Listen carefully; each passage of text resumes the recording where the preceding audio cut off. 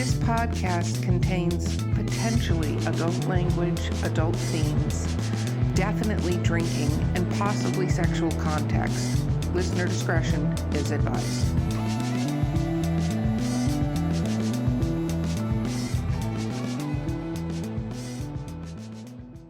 Woo! Welcome to Drinking with Authors, the podcast. Yeah, woo! Woo! We're also on YouTube, so people get to see us. So when we do these things, okay. So I could get yelled at. I don't have my normal Drinking with Authors swag, but I do have this Blue Moon iced coffee blonde that I discovered. Interesting. So I didn't introduce our guest. Let me go back. I'm not going to say that I had one or two before because that's just makes me look like an alcoholic. Okay, so let's introduce our guest and the co-host first. Then we'll talk about what we're drinking. Woo, I'm good. Okay, so I'm your host, Erica Lance, and with me today is J.M. Paquette. Yay! And our guest today is Roger Grimes. Woo! Hello. You know, there's all kinds of binary code clapping together right now. Okay, back to my Blue Moon iced coffee. Jen, what are you drinking today that's not Blue Moon iced coffee? I am drinking tea in an Annette Marie mug. It is Jack Frost tea. It is cinnamon and apples and I don't know, some other healthy stuff. But tea. Way to start the new year. Mm-hmm. Okay, Roger, what are you drinking today? Because you also are starting the new year off. Yeah, new year. I got to lose some weight. This is boring water. I could have put it in a glass, told you it was vodka on the rocks or, neat or something like that. But I'm not an alcoholic per se, but I love a good drink. But my good drink turns into 6 drinks pretty quickly. And I'm trying to lose some weight before I lose control. And so drinking water tonight. Yeah. Two things. One, I do understand how the drinks turn into multiple drinks, and that's fine. It's fine. It's COVID drinking. And then the other thing is, if you had said that was vodka on the rocks and drank as much as you're probably going to drink during this podcast, people would have really thought you had a problem. Or that you were Irish, like me. Yeah, actually, it's funny. I saw a friend just kind of taking a thing, but I could tell that she was drinking too much when she had poured a big bottle of vodka, and then I saw her fake pouring something, like the soda on top of it, that she was trying to hide that she wasn't pouring anything on top. I'm like, I think she has a problem. Yeah. Because that is just a straight glass of vodka that she had been drinking. No, totally. Which for the record, for anybody who wants to drink along with us, that's fine as long as you're in the privacy of your own home, you're eating correctly, and you have some sort of balance, And a really good vodka, you probably do want to drink on the rocks anyways. So exactly. Drink responsibly, but please feel free to drink along. Okay. So full disclosure to our viewing audience, you guys are amazing. Thank you for listening and watching us. Roger actually recorded a show with me previously, and the cloud gods of the interwebs decided to destroy that. So I had to ask Roger back. So that just happens. It's funny. I was talking to somebody about a text because they're like, I texted you back, and you get into arguments like that or emails, and it is not 100% guaranteed. We are living in an age where we think it's 100% guaranteed, but it's not.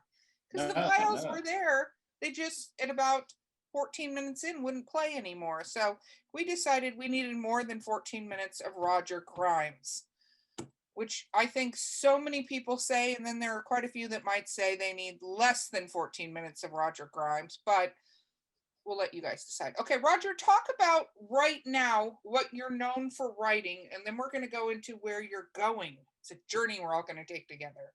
Okay, I've written 12 computer security books, nonfiction, computer security, trying to tell people how to be more secure and what they do. Like my last book was hacking multi-factor authentication, which are those devices, or maybe on your phone, you get sent a code when trying to be more secure than using a login name and password. And before that, I wrote about quantum computing and quantum cryptography and what companies need to do to prepare for the coming quantum encryption break. So everything, I've done everything from writing about computer viruses, that's kind of how I got my start, to how to secure Windows computer workstations, to hacking the hackers, probably my most popular book. but I've written over 1,000 magazine articles, documented, probably closer to 1,500 today. A lot of those were for 15 years. I was the InfoWorld CSO magazine weekly security columnist. So that was 51, 52 columns a year for 15 years. That was a lot of it. But I write even to this day, a lot on LinkedIn and Twitter and stuff. I probably still do at least 2 articles a week at least. As a matter of fact, this is a really good shirt. Kathy Watman from work gave me this shirt, but I love it that I have authoritis, that just the need to write. I really do write nonstop. I am not one of those guys typically that has a hard time figuring out what to write. I'm a guy that wakes up with 5 topics in my head most of the time, and I write. And that is actually, even though you write nonfiction right now, we're going to talk about the fiction in just a second, but I think that's still kind of amazing and something for authors to think about, because really, in order to be a successful author, besides having some lightning strike and you get, whatever, is writing a lot of content. You have to write a lot of content. And the fact that you have that drive is amazing, because that's what it takes. I think the hardest thing most authors will tell you is their ability to actually sit down and write. I know for me, that's the hardest thing in the world, is not getting distracted by everything else and Facebook and all the things that will suck you out of actually sitting down and putting words to screen. For sure. I probably had 100 people come to me over the years and go, Roger, how can I write a book? I want to write a book. Tell me how to write a book. And I tell them exactly what they need to do. And I'm usually talking to computer people, nonfiction. But I said, this is what you need to do. And in the 20 years, only 3 people have actually done what I told them to do. All 3 got published, but the other 97 never start the first step, or at least I never hear about it. And it's the getting started is the hardest part. Yes, I'm going to put a shameless plug, which hopefully Adam will do. 4 Horsemen Publications actually put out a book called The Author's Accountability Guide for 2021. Jen, do you happen to have it that you can hold it up for shameless self-promotion? And this has a lot of tips and tricks on exactly how to write a book. And we guide you through a journey week by week to get there. It's pretty, and I didn't set that up, I promise, even though it sounds like I did. I've had way too many beers to actually set that up properly. But it is something that I think is really important, because it is hard to actually just get going, regardless if it's a security book or a computer book, nonfiction, fiction. Sit your ass in a chair and write the book, because that's the first step, right? Wasn't that a famous Stephen King quote or something? Someone asked him, how to, and he was just like, every day write. I think it was him. Let me say, probably every author that has ever been successfully published, that's their advice, is write. He says writers write. Jen did her thesis. My dissertation was on Stephen King. Oh, wow. Yeah, that's my Tolkien and Stephen King are my areas. Yeah, I'm going to diverge again real quick with my son. I have 3 daughters and a son. My son did date and marry a girl that was covered in very evil looking tattoos. And although me and my friends, we really liked her right away with the evil looking tattoos, my wife wasn't so sure if she was right for her, sweet son and everything. And then once we learned that every tattoo was a Stephen King character, like the, evil clown and this gunfighter and everything, I can't tell you how much we fell in love with her, because it ended up being that she was just a sexy book nerd. And we absolutely love her. And she's still to this day now, 10 years into her life, like every year she goes and gets a Stephen King tattoo, and we just simply love her. That's awesome. So now that's memorialized, the sexy book librarian, the best kind of librarian. Yeah, my son used to bring her over to go swimming in our pool, and all I noticed is all my guy friends in the neighborhood just happened to come visit when they saw her car in the driveway. So my wife, I then learned, apparently somewhere between 40 and 50, you become the creepy old guy. My wife would remind us. So that is awesome. Okay, but you are branching into fiction. Dun dun dun. Let's talk about you making a transition. So let me start this by saying I am not a natural writer. I'm the opposite of that. Jen got a PhD in it, and as she put it, knows where her commas go. I had to take all 3 years of my high school English in the last year because I failed 10th and 11th grade English and then had to take all 3 in the last year to graduate. My SAT scores are so low. I'm almost embarrassed to say how low, except for I thought I did really good. I studied for 2 years, but the guidance counselor came up to me when I told her my score and went, well, you tried. Can I ask, like, what was your issue when you in 10th grade and 11th grade? What was it that hung you up? I don't know, other than I was dumb and only interested in like wrestling, surfing, and football, and girls. I don't know, but let me say this: I really don't think I was smart or intellectual. I was truly a stupid kid. I didn't have any intellectual thought, and I got hung up on commas. Once I had a major paper due, and the teacher would take off 5 points for every grammar mistake. And when I got and it was like for 1/3 of our test grade, 1/3 of our class grade. When I got it back, it looked like it was positive 45. And I was pretty mad that I had only gotten a 45. She goes, no, you misunderstand me. It was negative 145. It wasn't I thought it was just a sloppy plus sign, but it was negative 145. But she let us redo the errors, and I got back half the points. So it was only negative 75 when I got through. But truly horrible. I remember going to work. I did an internship I went for my MBA. I'm a CPA before I got into computers, and I handed in my first report I was going into healthcare and healthcare management. And I handed my first report, and the guy literally, a friend of mine, he was the vice president of the hospital. He's like, this is horrible. They're not teaching you kids anything in college. You do not know how to write. And when I reread it, I was like, he's right. That was like a 5th grader did it. And the reason why I'm going through this is that I'm not a natural writing talent. But then eventually I began to write articles about computers and things. I got my first article ever published here, 1992, I think, 92, 93, sitting beside me on my wall, and about CD-ROMs, about how CD-ROMs are going to come and take over the world. And that's they did for like 5 seconds. Yeah, and that's when I had my first critics going, "You're an idiot. That's never going to happen. You're so stupid." And that's when I learned that when people write, oftentimes they're not writing to say what a great guy you are or a writer. But anyways, so I was a terrible writer. But then I wrote 12 books and 1,000 magazine articles. And during that process, I could only, because I got tired of all the editors correcting my mistakes and putting the typos in the right places and changing my slashes and saying you need, like literally it happened through trial by error that I became a better writer. And I'm not a great natural writer, but I know how to write nonfiction, which goes into the fiction part. It's true. It's interesting that you say that, and I already know Jen wants to comment. I can see she's prepped. She's perched and ready to go. If you are watching this on YouTube, you'll see it.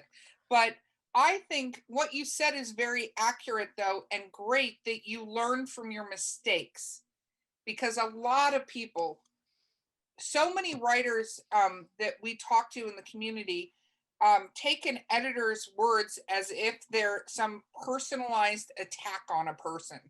And they're not. They're like, hi, you're adorable, but I'm educated on how to do this thing and you're doing it wrong. So let me show you. We want to help you. And if you can take that and take the words of advice and start building up that little voice in your head, that when you start to make that mistake as you're typing, the little voice goes, check that person's name. You might be giving him a wrong name. And you're like, fine, scroll. Oh, I was giving him a wrong name, or, hey, by the way, you need to stop hyphenating everything. Oh yeah, I was so bad. When I wrote my first book, Virus Protection for Windows, 1999, came out in 2000. When I handed in the first draft of the first couple chapters, the editor said, I thought you said you could write. This looks like it came off a PowerPoint. And the embarrassing part was it had. Well, that's good that you have a different style, because you don't want to write a book the way you write a PowerPoint. So well done.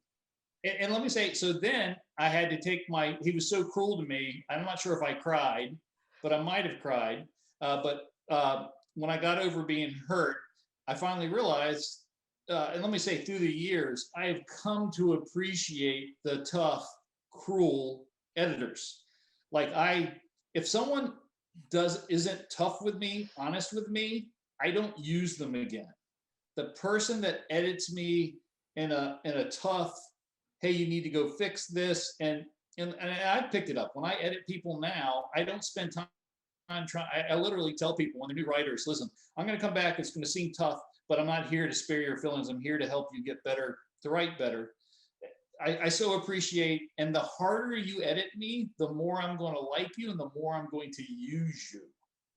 No, you don't want your best friend who's worried about hurting your feelings being the person to tell you what your writing's like. Well, that is true in 99.999% of cases. Jen happens to be one of my best friends and she is my editor, but I'm one of those people that goes, okay, what did I screw up? Tell me what I did wrong. I'm very fortunate that I did learn that lesson at an early age, but I think the advice you just said is such a gem. It is such a diamond for writers, is that if you can find somebody who gets what you're writing. Now, keep in mind, not every editor is perfect for every person. Like if you had somebody trying to edit your work that didn't understand computers and didn't understand that, they actually wouldn't be very good because they wouldn't get the context of what you're writing. So you don't want somebody who only edits romance novels to edit a science fiction book. Because yes, they might be able to catch some grammar, but they may completely miss the boat on the point of the story and what should be in there or not. But oh my God, the gem of going, your editor doesn't have to be your best friend. Your editor has to be somebody who makes you a better writer. Your editor doesn't have to like the story. Like they're not there to tell you this is a good story. That's really not, you use beta readers for that kind of reaction. Your editor is there to fix your English.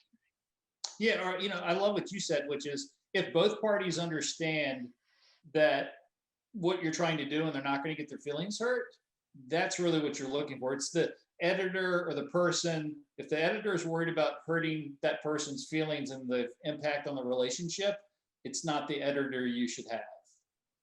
And if you understand that this person is going to be honest with me, has the skills to do the editing, and you're going to take it in, and it doesn't mean accept everything, but it means that you're not discounting what they're throwing at you. You're going to have a better product. And that's what I learned. That's what I learned by far, is that the better, so I self-published a book. One out of the 12, one of them was self-published. And I had a friend and my wife edit it. And then I realized it wasn't that good. And I went and took my own money and paid a professional editor to edit it. And it was worth every cent. And I was crazy to think that I wasn't going to pay somebody, a professional, to edit this if I wanted it to be good. Well, it's also part of it being your work. It's so hard to edit your own. Like you read it, but you still, those are your words. It's your baby. That's the way the sentence came in your head. So to change it is really hard. You need another pair of eyes. But earlier, I wanted to ask you, you said it was just practice, right? You wrote all these articles for years. Were you reading in the same genre? Like how much did reading affect your sort of growth as a writer? Yeah, for sure. I'm a prolific reader. I probably read 1 or 2 books a week on top of web and I read everywhere. I laugh, the bathroom, driving in the car, getting my hair cut. I read nonstop. But public disclaimer, he does not read while actually driving. He maybe listens to audiobooks, but we are going to give a disclaimer for you, Roger, that you're not driving and reading at the same time, because that would be dangerous. No, but if I'm at a stoplight or something, and let me say, it's annoying to cut my hair because I'm ignoring you because you're cutting my hair and I've got a chance to read. When I drive, I could be with my wife sometimes. I've got a book, and as soon as we come to a traffic light, I'm picking up the book instead of talking to my wife. On my honeymoon, I was writing my first book, and I was in the hotel room writing it. My wife was on the beach in her bikini getting a suntan, and I knew I'd picked the right woman because she understood my drive. And I'd been turned down for 2 books before I ever got the first one published. I had 100 rejection letters. She understood that I was going to be successful. She understood I was driven, and she is part of my success because she knew that I just had to get it out of me. That's how I even say it. Even with a fiction book, I have to get it out of me. I cannot rest and go to my grave till I get this thing out of me. I am that driven. And I think it's important that you said that, is surrounding yourself with people who are supportive of you. And that doesn't mean everybody in your life has to be supportive of it, but when you're applying those parts of your life, right, or whatever art you have. So I want to say that whatever art you have, the important people in your life will be supportive. That doesn't mean they're an editor or they're anybody that can actually help you do anything other than pat you on the back and go, you did a great job, keep doing what you're doing. Even if they don't get it, if they're there supporting you and going, keep doing what you're doing, I'm going to allow you to have the time, I'm going to bring you, Christmas, winter, I don't even remember the name of the coffee, but winter Jack coffee, whatever. It's my wife. I wrote 4 books in 3 years recently. It was 3 new books, and then one was a super redone second edition of a book. But my wife now, we've been together 22, 25 years. Literally, when she knows I'm going to book writing mode, she starts bringing my dinner to me. She starts literally making my environment so I can concentrate on writing. And it's got to be annoying, and it's got to whatever. And I thank her every book. She is always my dedication every book. And some people go, that's sappy or whatever, but she truly is a partner. I could not do it without how she streamlines the rest of my life to do it. And it's a wonderful partnership, and I'm just blessed and lucky. That is awesome. Okay, so we're creeping up on the break, but before we go to the break, you're writing a fiction book. You're not writing one fiction book. You're writing a couple fiction books, correct? Yes. And let me say again, it's really difficult to think about. It's the hardest thing I've ever done in my life. I realize that I'm not a great writer, really. Let me say, I'm not. It's really hard. I have to work hard at it. So I realized that I still want to be successful. I still want to be commercially successful. So I kind of came up with an idea with a series that it will take reading it to get the completion of what was even going on in the first book. Kind of like, I describe it as kind of like M. Night Shyamalan. And that's what I aspire to do. I'm trying to outdo M. Night Shyamalan with my writing. And if it sounds too braggadocious or I don't know, inspirational or whatever, that's what I'm trying to do. I want to do what he does and surprise and shock people and do it better. I think that's great. I mean, I don't think that's a bad goal. I think he's had a couple of duds, but in general, his general concept is really good. I'm sorry, Jen, he had a couple of duds. Okay. I like all movies, so. I know you do. You're like the nicest person in the world. To try to get Jen to criticize almost anything, when she does, you got to listen to her because she doesn't criticize. She's like the sweetest person. She'll read a book regardless and be like, oh, this is such a great story. I'll start it. And I'm like, what are you thinking? But then anyway, she's super nice. So you started recently in earnest writing the fiction books, correct? Yeah, I took, after the 4 books, 3 years, and moving 2 houses, I took a break for a couple of months because I realized the work effort. And let me say, once you get writing, it's a lot easier to write. So that I want to make sure I had the time, the dedication, and actually the rest of the environment. I had to be through with my moving and unpacking. And now I feel like, okay, I'm ready to do the task of what it takes. My brain had a rest. And let me say, sometimes there's a problem that you may never do it, but I'm in the work mode again, and I'm going. And my fear is that I will not be able to write well enough to make enjoyable fiction, which is what I love talking to you, because you give me lots of great ideas, and I can't wait to read your latest book. I will truly download and get that immediately. I want to know if that's the Dahlia Lance book or the Erica book. No, just kidding. I'm totally teasing. I can say that. Okay, we're going to take a quick break, and we will be right back with Roger Grimes. Woo-woo. Sample locally sourced, quality distilled spirits in the beautiful Columbia River Gorge. At Skunk Brothers Distillery, we're family-owned, brewing small batch grain-to-bottle spirits, just like our grandfather did back in the Prohibition era. From handcrafted bourbons and moonshine to flavored blends and cordials infused with local fruit. Join us for a tasting tour and buy Skunk Brothers Spirits straight from the source. It's all in the family at Skunk Brothers Spirits, located in Stevenson, Washington. And we're back. Okay, so we were just talking about what an awesome inspiration to life that I am. So that's And you are. so you were talking about before the break having a fear that you will not be a great fiction writer. Why do you have that apprehension? So I've never done it before. Number two, I wrote a sample chapter, sent it to my editor of my last couple of commercial books. And he's a nice guy, an honest guy. And one of the worst things he ever said, I said, how did you like it? And he literally said, it's not the worst thing I've ever seen written. Which, wow, okay. Which is good. I like to work hard. I've even sent it off to a few, the sample chapter off to a few, to another published author that's published a couple of books in similar genre. And he said, you're too wordy, you need to be shorter. And I talk with a lot of words. And let me say that this is a tough one because I don't know if I want to change my style. So that's it's an editor giving his opinion. And I'm not sure if I want to change that about me. Like I talk a lot. When I get presentations, I'll do 100 slides in 60 minutes all the time. I talk too fast. With that said, I'm among the highest rated presenters in the computer security industry. Like my wife says, slow down.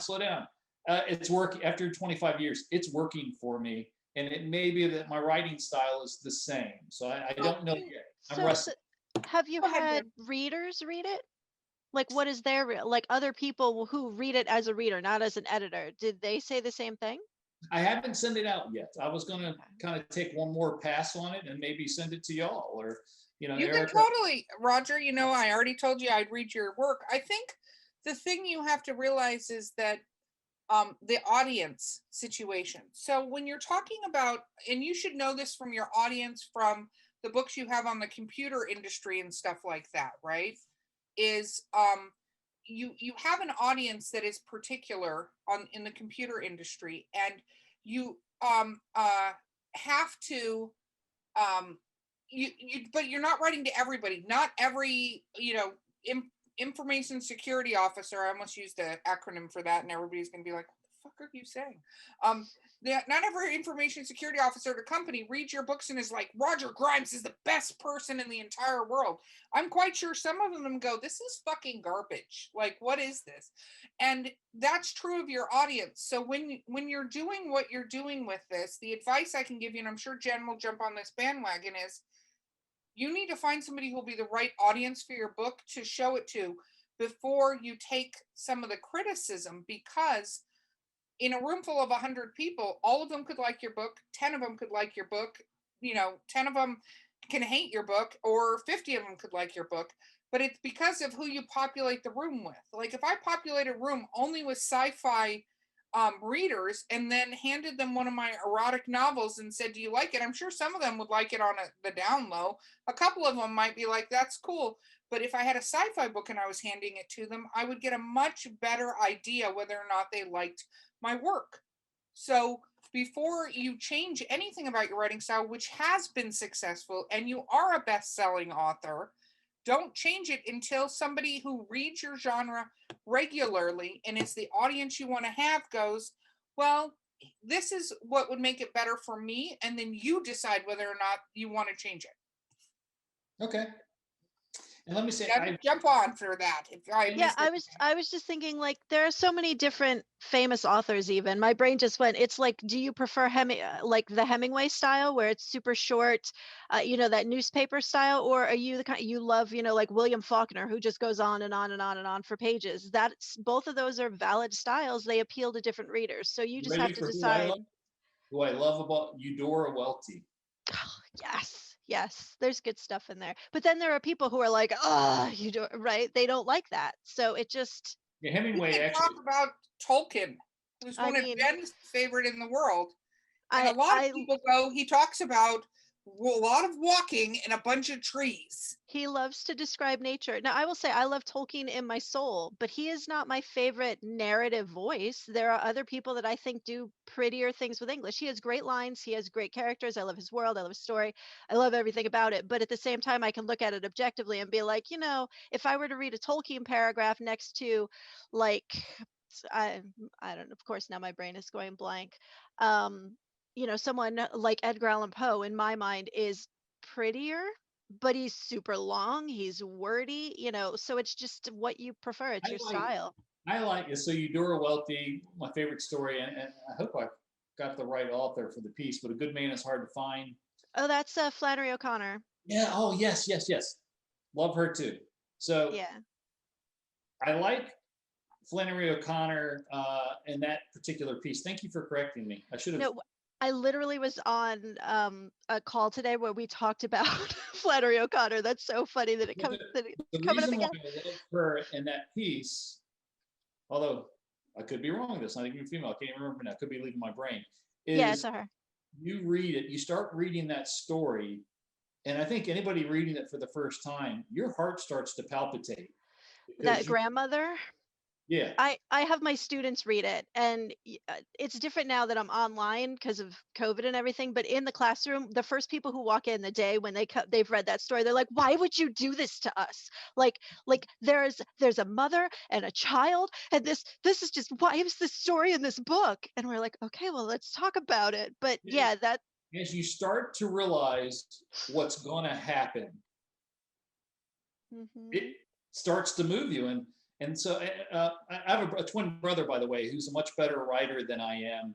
And he actually wrote a piece, it's probably been 20 years ago, called Disposable Dads for a local periodical that talked about his experience of he had fell in love with a woman who already had a child as a baby, helped raise the child. And when they broke up, she took all contact away. And he had no rights to the child, but he had loved her as a daughter, felt she looked at him as father. And in the anger, his ex-girlfriend said, "No contact, blah, blah, blah, blah." And he wrote this article, a one pager. Anyone I've ever showed it to for 20 years has cried by the time they got to the end of it. And I just sit there and I go, that is it. If you can emotionally move somebody, that's what I'm moved by. I don't know if I have it, but that's what I want to do. I want to create a visceral, and I have worked this story in my head for 10 years. And I think it will be shocking. I want people's heart to be palpitated. I have a couple of scenes in it that I just think should make people's heart want to beat out of their chest. But then the scary part is, can I actually write that? Well, what you need to do is you write it and then you give it to the editor that you find that's the right editor for that. And you go, this scene, this is the effect I want to have in this scene. What am I missing? Because the exact same thing you did for your other books, because I'm willing to bet if we go back to that first book you wrote and take the last book you wrote and put them side by side and look at the grammar and look at how you communicated things and everything, they don't match. You always grow as an author.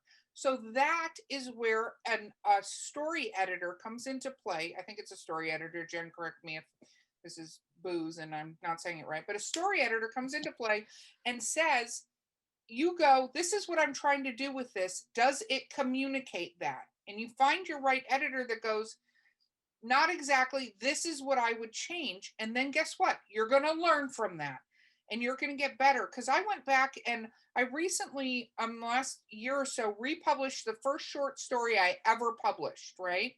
And I was reading it. I still love this story. It's one of my favorite stories, and I've gotten some of the best. I got the best review I've ever gotten, which is Erica Lance is an author that likes to punch you in the fucking face. That was one of the best reviews I got because I, in general, verify this. My effect that I want to create with my horror stories is people at the end of them to tilt their head and go, "What the fuck just happened?"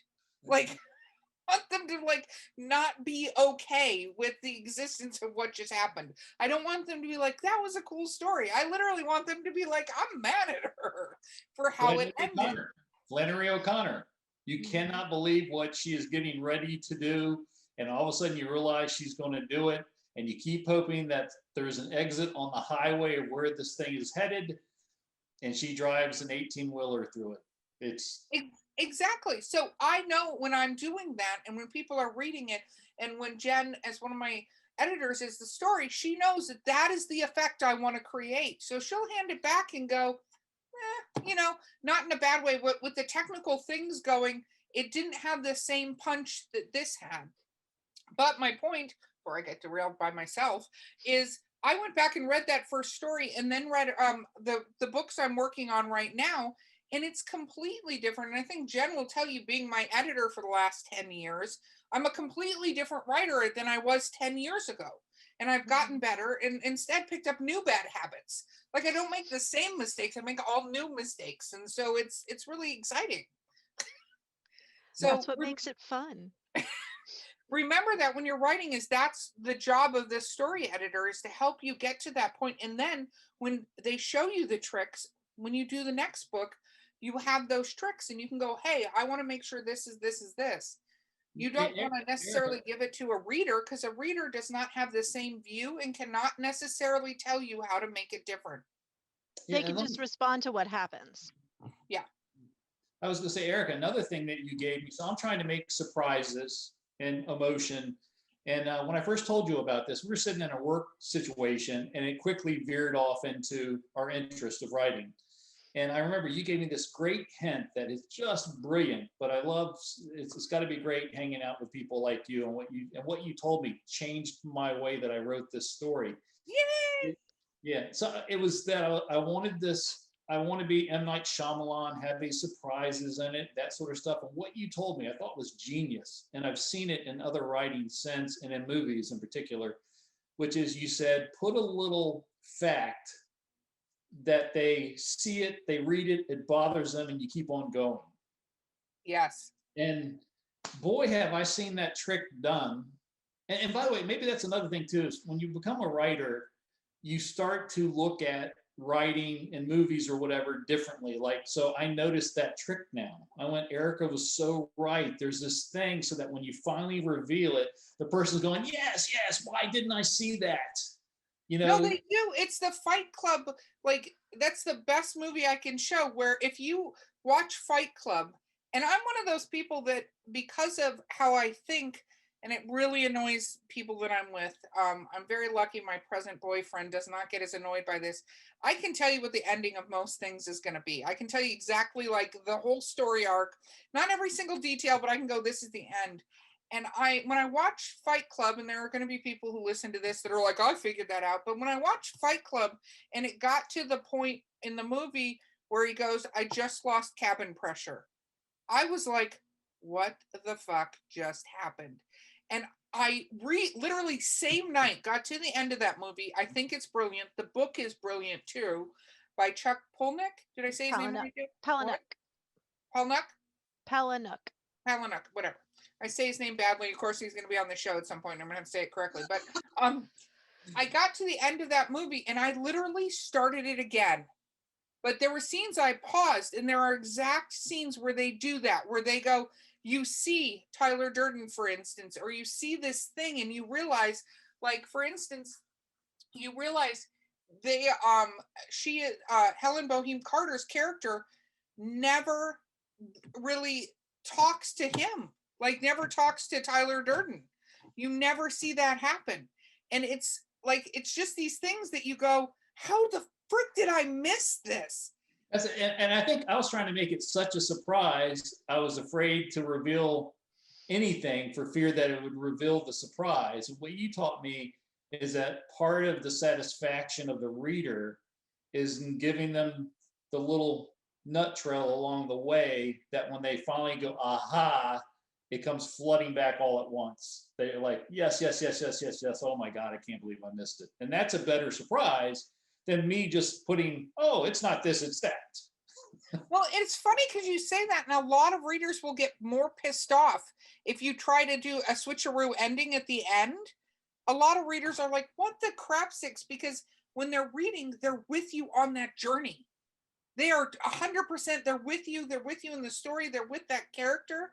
And then if it changes, they're like, what? Fuck this book. And they throw it instead of your book, where they'll take it and go, I'm going back to the beginning. Let me find all the little things that you left along trail, because then when they read it a second time, and you'll find your readers want to read it a second time, they'll be like, oh my God, how did I not see that coming?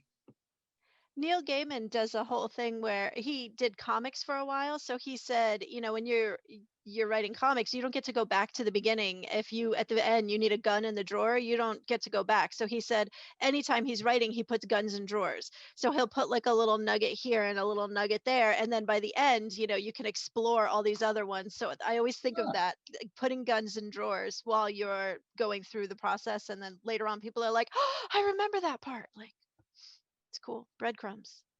No, totally. That's a cool idea, just in case you need them. No, it's interesting because Japanese movies and stuff like that are very different. I always make the analogy of the movie The Ring. So if you watch the movie The Ring, which was a very, very popular Japanese movie, has all these guns in the drawer, so to speak, that don't lead fucking anywhere.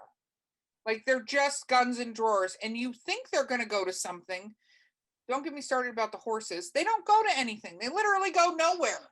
Like, and when I was watching that movie, everybody was so excited about this movie, and I was so annoyed with this movie because I was like, got it. I mean, it was good from the suspense and the videotape and saving the world, whatever.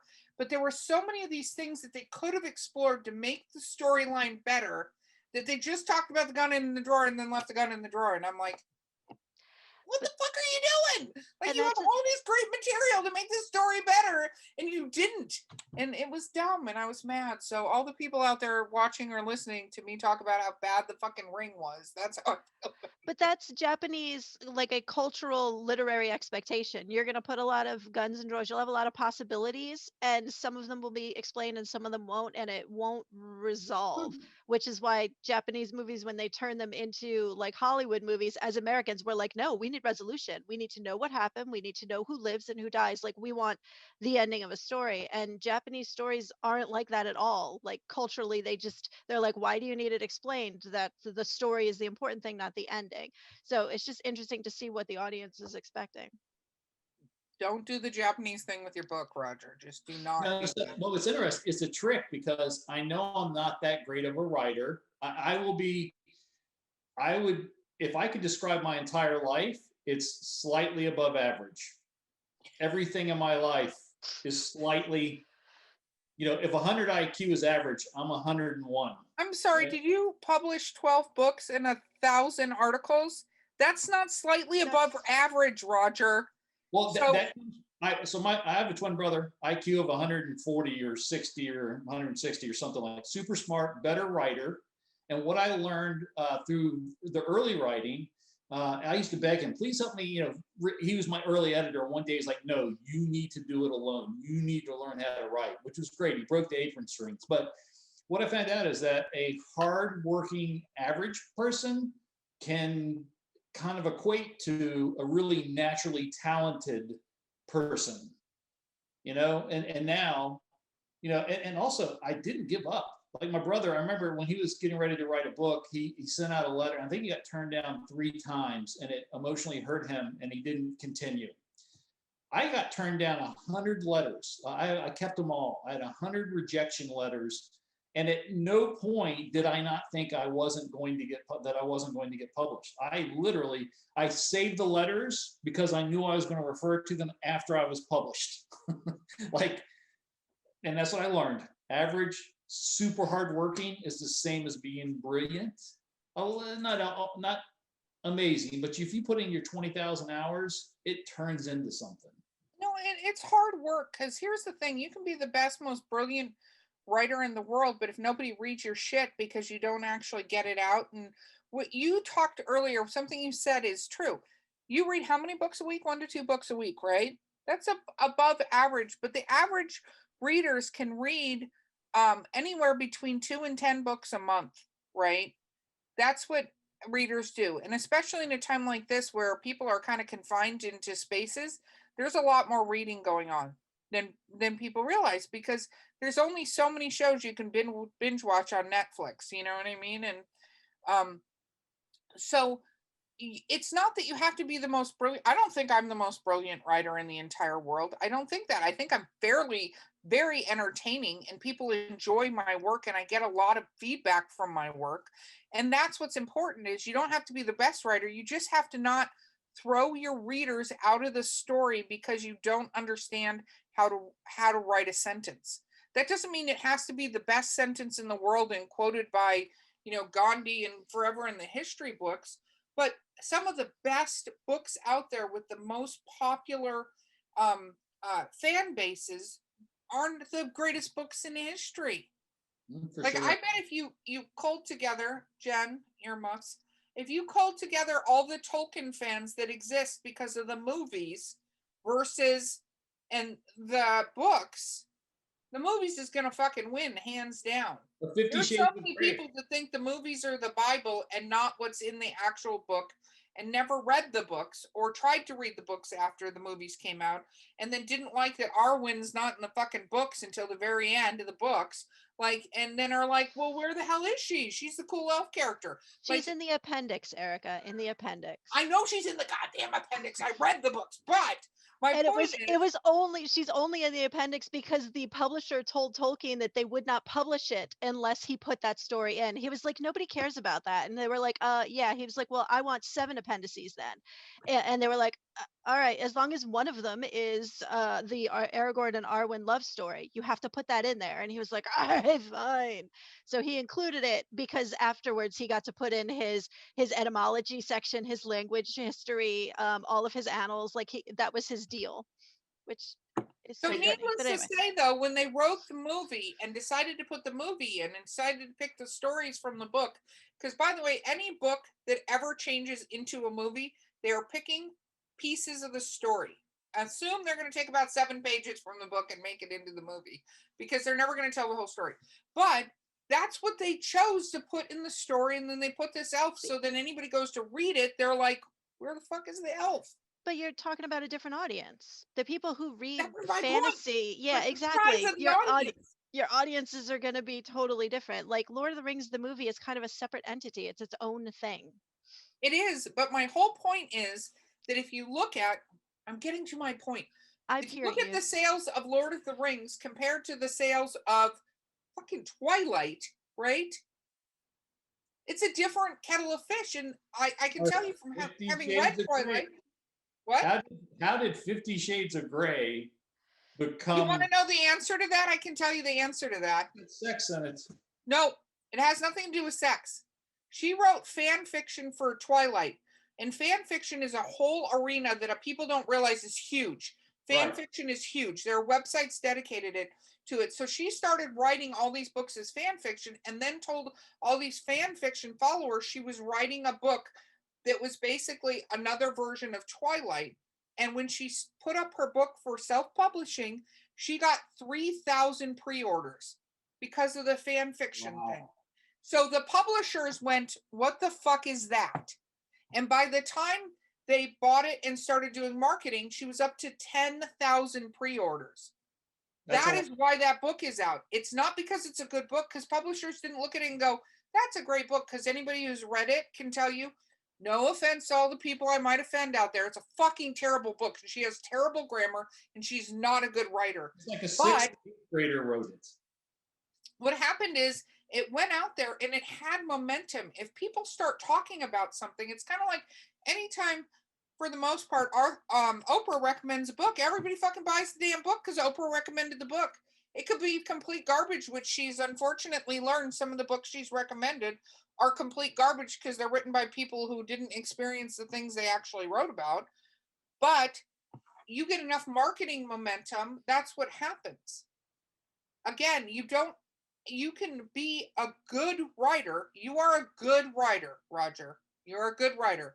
You wouldn't have as many books as you have and articles if you weren't a good writer, because nobody would want to listen to you regurgitate crap. They'd be done by I had now. a lot of good editors that made me seem better than I was. That's fine. We don't tell people we're a good writer. We just have people behind us making us look good. That's how that works.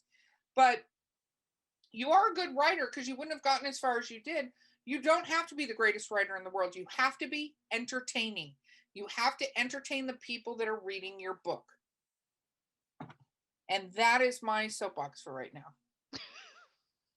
And I got one more thing that's kind for of, it. I don't know whether another break's coming up, but No, we do. We have to get to the end of this episode, and then we have literary briefs. Where I get to drunkenly ask you a lot of questions. So then besides trying to make it a surprising story, and I really do think I have a great story. I really do. I look and I read all kinds of other stuff, and I'm like, my story's better. And it's going to have some computer stuff in it and computer security stuff, but they're minor parts. I realize nobody wants to hear computer security in depth, not even computer security people. So I really think I have a really well-formed story where it plays a small part. But here's the other thing is I also respect Orwell in 1984 and stuff, where after you read the book, you realize there's this allegory to some other social thing. So my books will be that allegory, and I have been embedding myself in a subculture, pretending to be part of that subculture to destroy that subculture. Which is not having anything to do with his day job. Where's your disclaimer, Roger? We agreed on a disclaimer. It doesn't have to do with religion or my day job. I don't think, I'm pretty sure I'm not going to get fired over it. I'm 1,000% sure, being the person who would be responsible for firing you and knowing what it is. No, but I think the area, and we're going to put a big mystery sandwich, but you got to get your book out. I think the area that you're tackling is a phenomenally interesting area to tackle. And I think it's going to have that effect. So, the big question is, when are we going to see the book, Roger? I'm hoping by June, July, somewhere in there. That's my goal. Let me say, I'm always late, but it will get done. I always finish what I start. I am a slow moving tank, and I sometimes take longer, but I do get it done, and it will get done. And it's a trilogy, correct? It's what? It's a trilogy? Yes. Yeah. So 3 books. So the first one is going to come out August, September. I'm just jumping on your timeline there. September, October. Cool. Because he said June, July. What were you going to say, Jen? You look. It's like Christmas present. And then what are you writing? Are you just going to keep writing and keep going? Yes. It's so like when do you want book 2 to come out? I don't know yet. Not thinking that far ahead, other than a couple of months, after that one. Because actually the first 2 are very bookendy together. So they kind of have to be written together. Because I'm not doing an M. Night Shyamalan in the first book.